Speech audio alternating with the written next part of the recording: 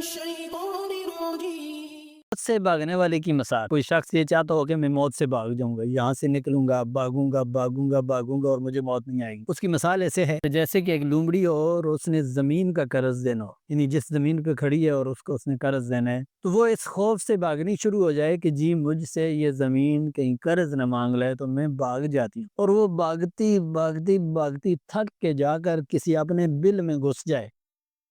اور جب گھس کے آرام سے بیٹھے تو پھر زمین اسے کہے کہ میرا قرض دے دو، چونکہ بیٹھی تو پھر زمین پہ ہی تھی، ارد گرد تو اس کی زمین ہی تھی،